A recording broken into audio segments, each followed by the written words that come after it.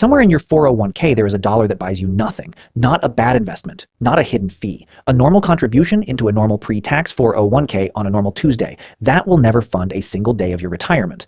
I know how that sounds. Let me earn it. Because that dollar has an age attached to it.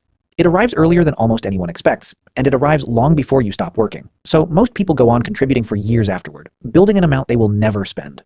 I'm going to show you exactly where it falls, how close you already are, and what to do with every dollar after that.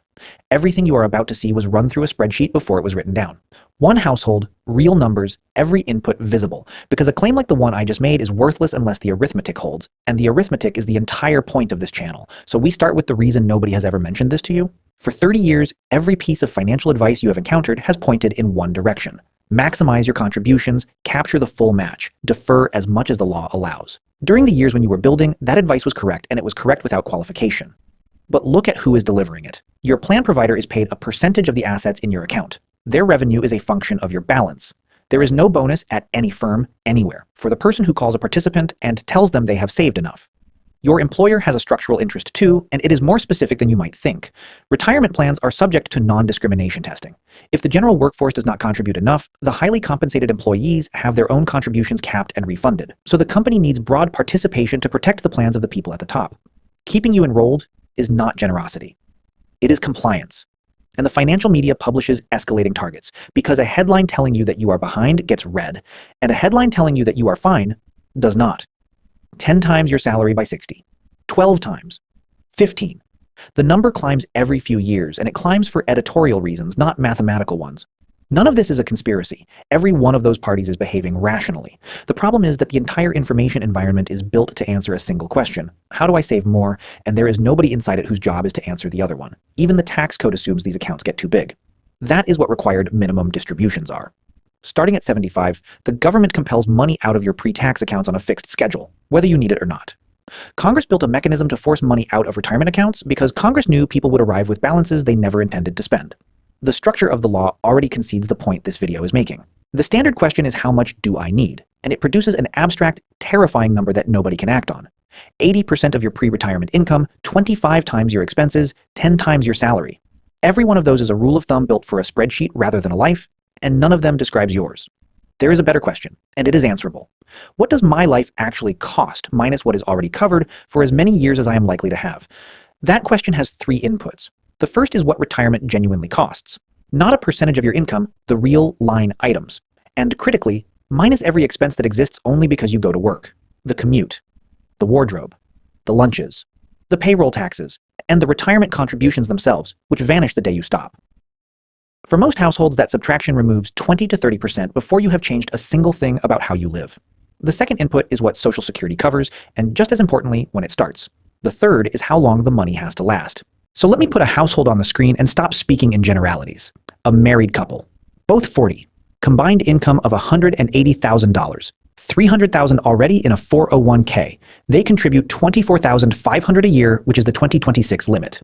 They want $95,000 a year in retirement, and their combined Social Security will be $60,000 a year beginning at 67. At a glance, the gap looks small. $95,000 minus $60,000 is $35,000 a year. That feels manageable. It is also completely misleading, for 2 reasons. Social Security does not start until 67, so every year before that, the portfolio carries the entire $95,000 alone. And every dollar withdrawn from a pre-tax account is ordinary income. So to put $95,000 in their pockets, they have to pull considerably more than $95,000 out. Which means the answer depends enormously on when they stop. The earlier they stop, the more years the portfolio carries by itself, and the larger the number has to be. That is why no fixed rule of thumb can work. The target is not a constant. It moves. Owen decides he is done at 55. His number, calculated properly for a 55-year-old in that household, funding $95,000 a year to age 95, with taxes accounted for, is $1,294,104. Owen has $1,099,989. That is 85% of the target. He is 15% short, and 15% feels like a rounding error against a number that large. He is tired, the balance has never been higher, and close feels like enough. So walk the years forward with him. From 55 to 67, there is no Social Security. The portfolio funds everything. To net $95,000, he has to withdraw $103,000 because the withdrawal itself is taxable income. 12 consecutive years of that out of a balance that started 15% light. Put that first withdrawal against the portfolio it comes from, and the problem becomes obvious immediately. $103,000 out of $1,099,989 is a 9.4% withdrawal rate. The widely used safe rate is 4%. Owen is drawing at more than twice it in his very first year, at the exact moment his portfolio has the longest possible time left to run. Then Social Security finally arrives and the annual draw drops sharply. From that point, it looks survivable. And for a while, it is. The portfolio runs dry at 74. Not at 95. Not at 85. At 74, with a decade or two of life still in front of him, and no way to go back and undo it. The damage was not done at 74. It was done between 55 and 67 when he was drawing the full amount from a base that could not absorb it. By the time Social Security started, the balance that had to carry him another 28 years was already too small to recover. And if he had been further off, 70% of the number, $905,873, he would have run out at 66 before his first Social Security check ever arrived. So take the real lesson from Owen, because it is not the obvious one. Being close is not close. A 15% shortfall does not produce a retirement that is 15% worse. It produces a retirement that ends 21 years early. The relationship between how short you are and how badly it fails is not proportional, and that asymmetry is exactly why you cannot do this by feel. 4 inputs decide your number: your real annual spending, when your Social Security begins, how long you plan for, and what real return you assume. Change any one and the answer moves, so it is worth seeing exactly how much. Here is the same household, funding $95,000 a year to 95, taxes included, at 5% real growth. The only thing changing is the age they stop. Stop at 50, and they need $1,482,197. At 52, $1,412,415. At 55, $1,294,104. At 57, $1,205,042. At 60, $1,054,044. At 62, $940,376. And at 65, $747,660. Look at the direction of that. The number falls as you wait. Every year you delay, the target drops by roughly $60,000 to $80,000 because there are fewer years to fund and fewer years standing between you and Social Security. That matters more than it first appears. Your balance is climbing while your target is falling. 2 lines moving toward each other from opposite directions. Most people picture themselves chasing a fixed number that sits still and waits. It does not sit still. It comes toward you. And because it does, the crossing point arrives considerably sooner than anyone plans for. Now the input that moves the answer most, which is the return assumption. Take the 55-year-old. At 5% real, the number is $1,294,104. At 4% real, it rises to $1,423,563. At 3% real, $1,581,623. That is a swing of nearly $300,000, driven entirely by a number you do not control and cannot know in advance. Which tells you something important about how to treat it. Pick conservatively, because the cost of being wrong in one direction is a slightly later retirement, and the cost of being wrong in the other direction is Owen. The same logic applies to longevity. These figures fund to 95. Model to 90 and the number drops. Model to 100 and it rises. There is no correct answer, only an asymmetric one. Running out of money is far worse than dying with some left, so plan long. Everything on screen so far belongs to one specific household. Your spending is different, your Social Security is different, and your timeline is different, which means your number is different too. If you want to run these exact calculations against your own figures, the calculator built for this video is in the vault, along with every other tool we have made. Members get all of it. The link is below. Vincent is the same household, same income, same contributions, same fund, same everything. The only difference is what he does when he gets there. He crosses his number at 57. At that age, his target is $1,205,042. And his balance is $1,320,694. He is over the line. Nothing happens. No letter arrives. His statement does not congratulate him. The contribution comes out of his paycheck in the same amount on the same day it always has, and the only thing that changes is that the balance keeps climbing. There is no mechanism anywhere in the system designed to notice this moment, which is precisely why almost nobody does. So he keeps going exactly as he has been told to for 30 years. By 65, he has $2,185,220. His number at 65 is $747,660. He is funded roughly 3 times over. Those extra 8 years built $864,526. Now ask the only question that matters. How much additional retirement spending does that $864,000 fund? None. 0. He was fully funded at 57. The life he wanted was already paid for. Every dollar after that went somewhere, but it did not go into his retirement because his retirement was complete. Where it goes is partly to the government on a schedule. At 75, his balance is $2,906,443, and the required minimum distribution is $118,148. That comes out whether he wants it or not, as ordinary income stacked on top of Social Security. And here I want to be precise, because it would be easy and dishonest to tell you the tax code robs him.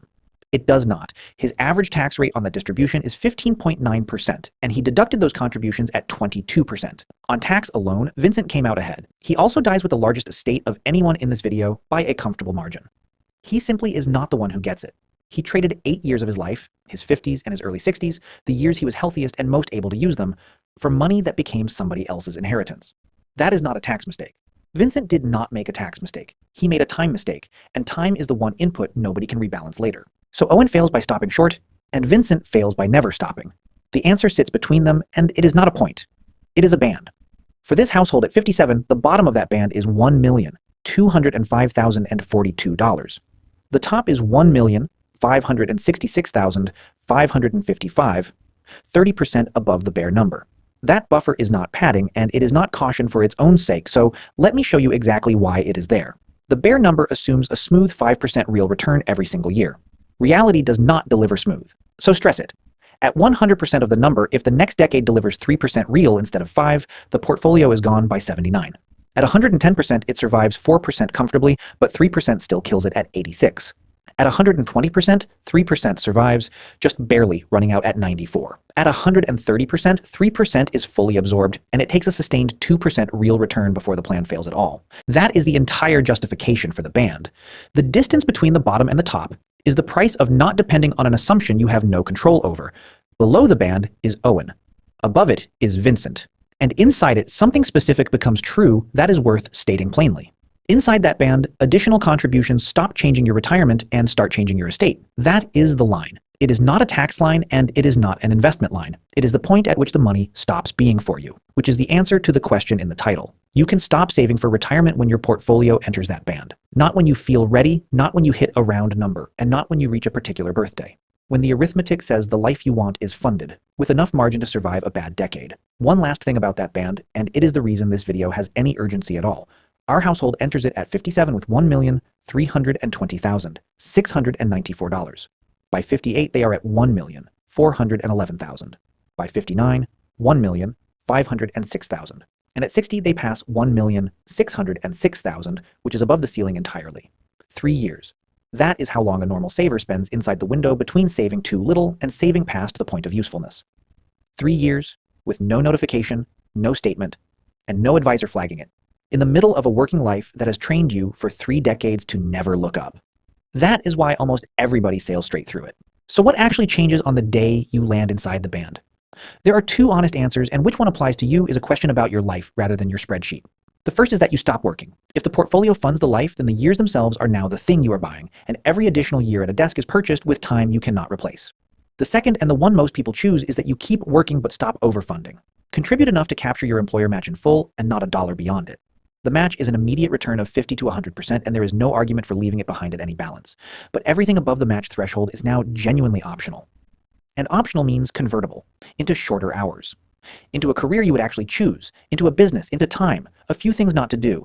Do not stop the match ever. Do not sell anything or restructure the portfolio in a panic. This is a contribution decision, not an investment decision. And do not retire on the bare number. Retire inside the band, which is what the band is for. And check it annually, because it moves. Your spending changes. Your Social Security estimate changes. Markets do what markets do.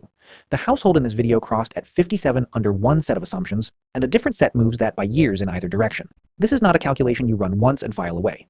It is a calculation you run every year until the answer comes back yes. Here is the entire process. Step 1. Calculate what your retirement actually costs.